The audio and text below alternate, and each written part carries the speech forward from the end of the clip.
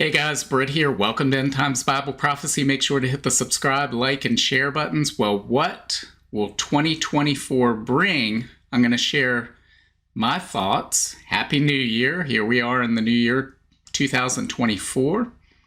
I hope and pray this is the year of the rapture of the church. If it's not, what will we expect to see unfold in the months ahead? So these are going to be my thoughts on what I would expect to see based on current trends, observations, based on a biblical worldview. Again, these are my thoughts. They're not prophecies or predictions that I'm making. I'm not saying this is what the Bible will say and will happen in 2024. It's just my thoughts on what I would expect to see. So I have a few things that I would expect to see. So let's start with number one. It should come as no surprise to anybody who watches this channel that I think the number one thing we're most likely to see in 2024 is global financial crisis. Guys, there's somewhere between $2 and $4 quadrillion worth of financial derivatives out in the world today. That's, to put that in perspective, the global economy is, the entire global economy, the entire output of that is about $100 trillion. So we're talking 20 to 40 times the size of the entire global economy on these derivatives, which are basically bets that financial institutions are placing on certain events occurring or not occurring. And they'll claim these all cancel each other out because, yes, we've put $1 million on this bet over here that interest rates will go up, but we bought $1 million worth of derivatives that said that they'll go down. So they cancel each other out. So it's not really that big. And the thing is, this is a completely unregulated market for the most part. So we don't really even know how big this market is. These are just estimates. Could be much larger than this. This is why Warren Buffett calls derivatives financial weapons of mass destruction. And this could be the year that we see those explode and blow up and cause a global financial crisis, the likes of which we haven't seen since the Great Depression.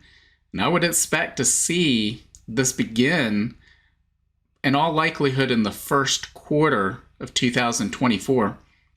Did a video a couple of months ago about March 15th and how as we get into March, we would see the bank term funding program come to an end.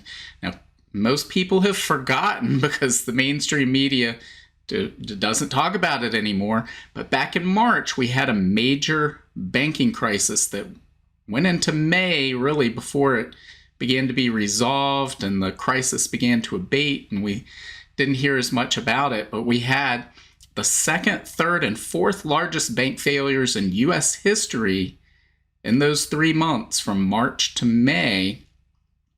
And that's not inflation adjusted, so to speak, in terms of, oh, well, these would have been small banks 15 or 20 years ago. You're just using dollar values. No, inflation adjusted, accounting for that there are more assets at these banks than there were 20 years ago or 50 years ago, 100 years ago. These were the biggest second, third, and fourth largest bank failures in U.S. history. Then we had a global, systemically important bank and Credit Suisse need to be rescued.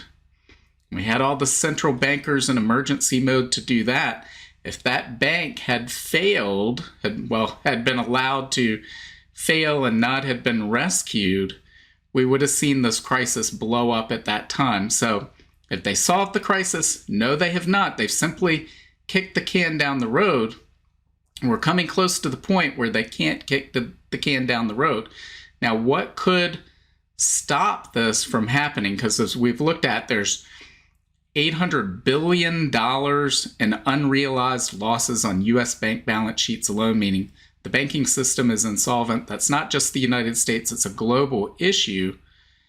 One of the reasons for this is because of the rise in interest rates has caused their bond portfolios to lose value. So they could solve that issue by bringing interest rates down to zero But again, that causes its own problems in that inflation would not just run away, but gallop away. It would be a full-blown hyperinflationary crisis. You think we're seeing de-dollarization now? It would happen very quickly in that scenario. No matter what they do, it's my opinion that we're facing a global financial crisis, whether it's a deflationary spiral or a Weimar Germany hyperinflation type scenario.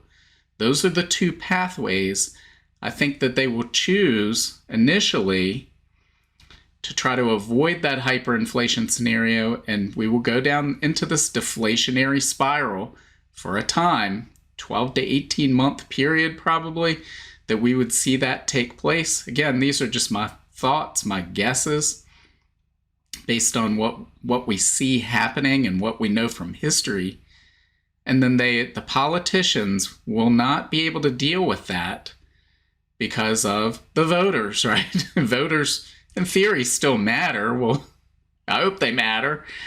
But the politicians will come out of the woodwork promising all these benefits to people, and they will start running the currency printers all over the world, not just in the United States, but in Canada and Europe, China, everywhere.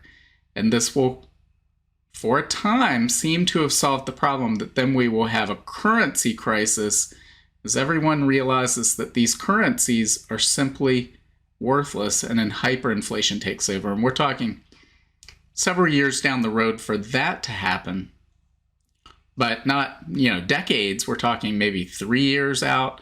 But for this year, I would expect we would see the beginnings of that deflationary spiral similar to the Great Depression.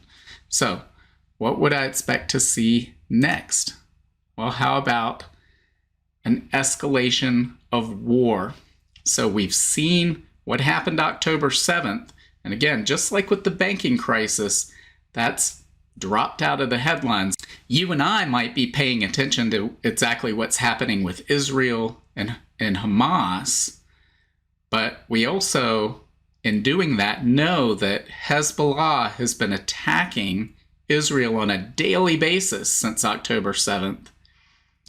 It hasn't ramped up into total all-out war, but there will come a point where it will have to, and Israel has come out recently saying that a resolution needs to take place.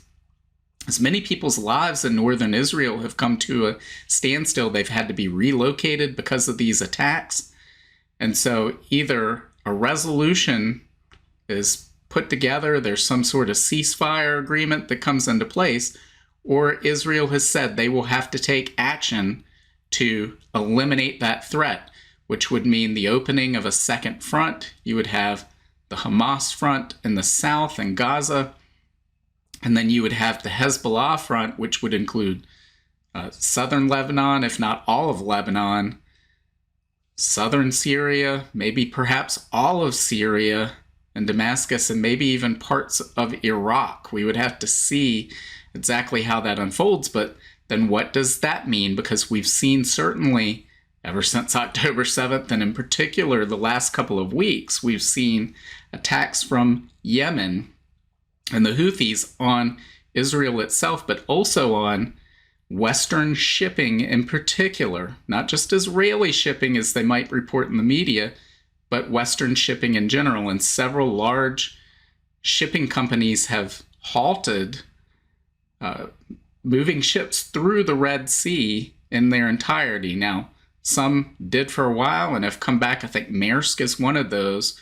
We'll see how long that lasts, especially if we see an escalation with Hezbollah and pressure is put on Iran as well to do something about this, because Iran is not going to sit by and watch years and years of assets they've put in place to destroy Israel and sit back and let them be destroyed without using them to whatever advantage they can and entering the conflict.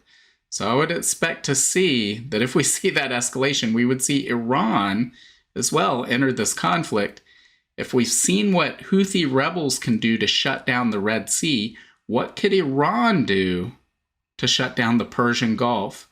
and the Straits of Hormuz.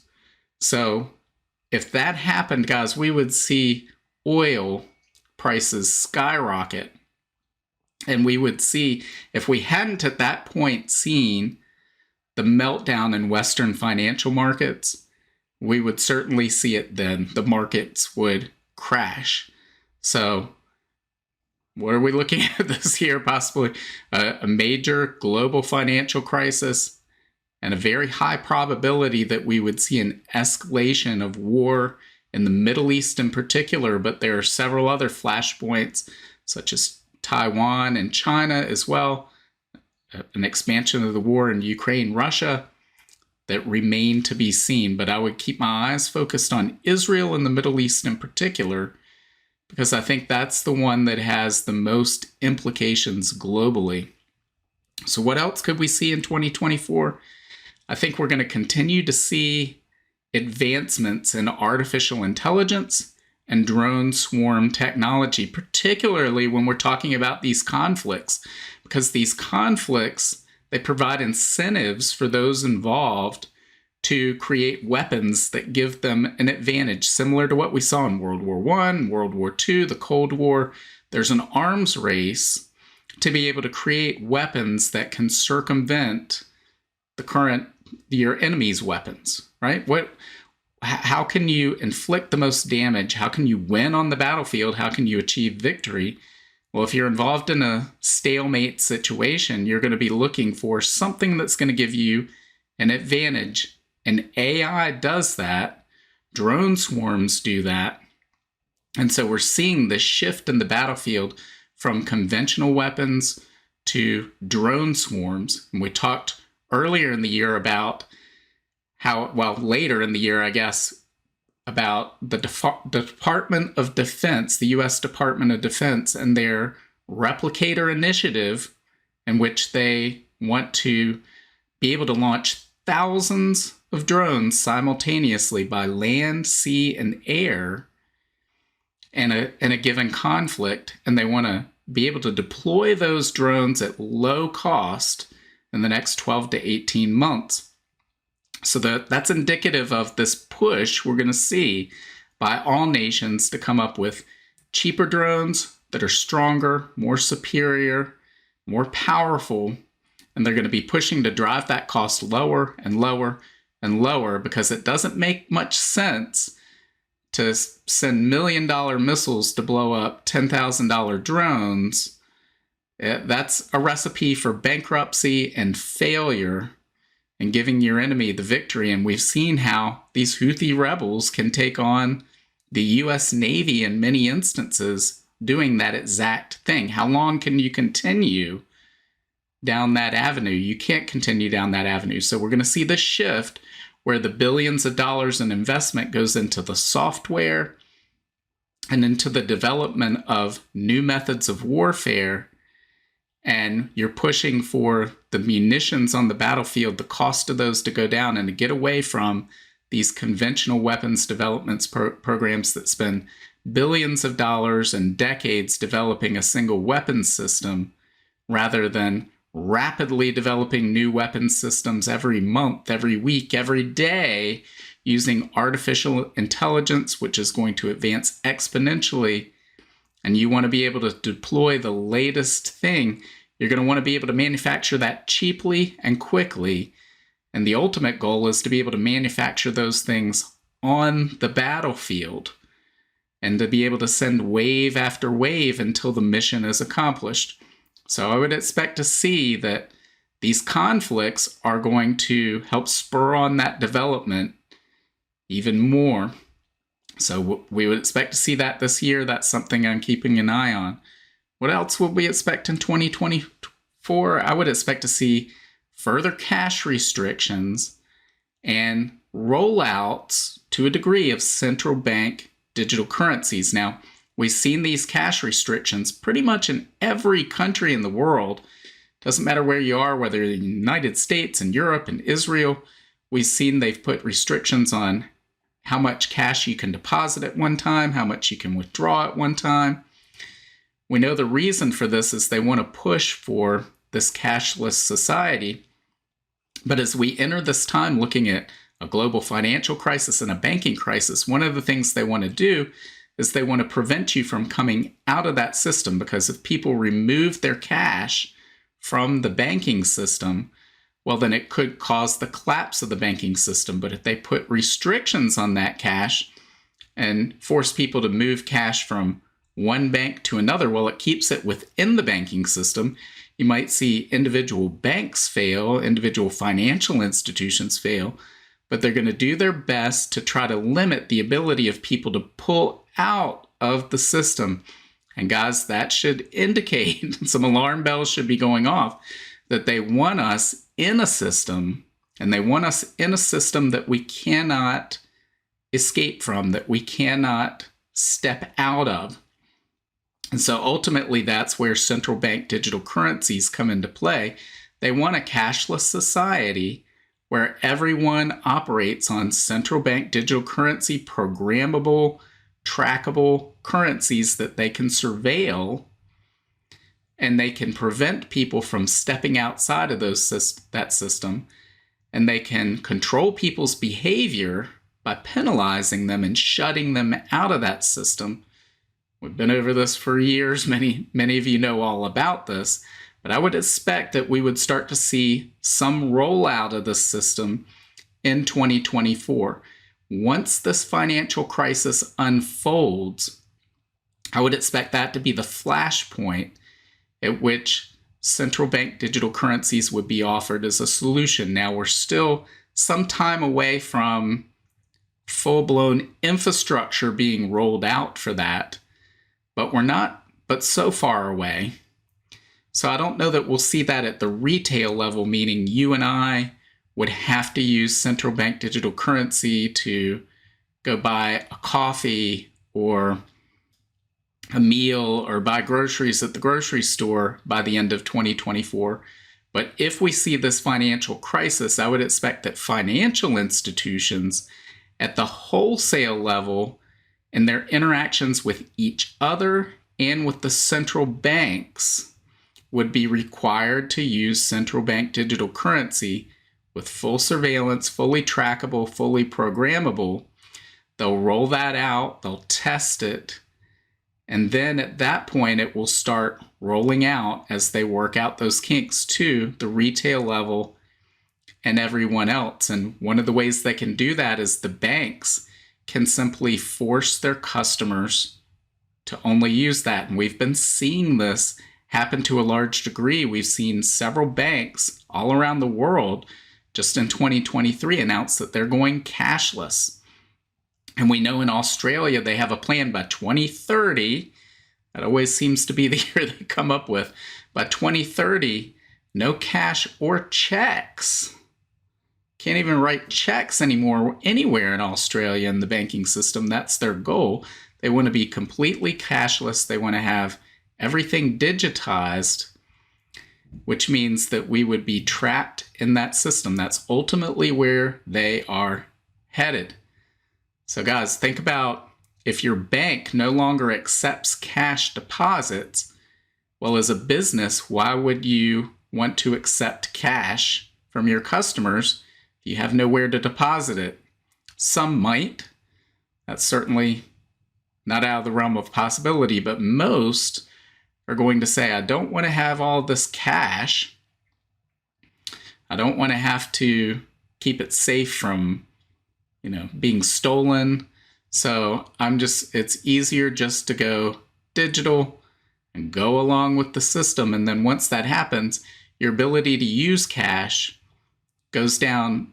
You lose your options, and they slowly start to eradicate all those other options until everybody is pretty much trapped in this system, or at least a large percentage of the population would be trapped in that system. It's ultimately where they want to go. Guys, the Bible foretold this almost 2,000 years ago in the book of Revelation. Revelation chapter 13, we read about the mark of the beast again. This is not the mark of the beast system that will come during the tribulation period. But all of this is putting the infrastructure in place for that system to be rolled out in the tribulation. So we would expect to see it coming together right now. We would expect to see that stage being set if we live in the times leading up to that 7-year tribulation period. And I believe all the signs indicate that we are in that time period leading up to that. Jesus said, when you begin to see all these things, look up, your salvation draws near. I am right at the door. Guys, we're seeing the things Jesus and the prophets said to look for. So that indicates to me that Jesus is right at the door. And if Jesus is right at the door, then that means the tribulation, that 7-year tribulation period, precedes the second coming. And then the rapture of the church precedes that 7-year tribulation period. So guys, we should be prepared, just as Jesus said. We should be looking up. Our salvation draws near. We don't know what day or hour Jesus will come back, but we should be preparing and living our lives every day as if Jesus could come back at any moment, because one day he will. So guys, let me know what you think. What are your thoughts on what's going to happen in 2024? Leave your comments below. What would you expect to see as we go through this year? I'm going to elaborate a little bit more, God willing, in the next episode on number 1 on this list, this global financial crisis, because we've seen a lot of things take place over the last 2 weeks. It's been Christmas celebrations and other things that have been in the way of really discussing at length what's been happening, but we've seen further developments over the last 2 weeks that indicate that we are nearing that point of crisis. So leave your comments below. Let me know what you think. Make sure to hit the like, share, and subscribe buttons, and God willing, I will see you on Wednesday. Bye. If you want to learn more about the end times and Bible prophecy, make sure to sign up for my free monthly newsletter and get your copy of my free ebook, 7 Signs of the End Times. Just follow the link in the description to get your free book. Also, make sure to check out all of my books. Just look up Britt on Amazon, Barnes & Noble, Apple iBooks, Google Books, Kobo, or anywhere books are sold. Thanks for watching today, and until next time, keep your eyes fixed on Jesus, the author and perfecter of our faith.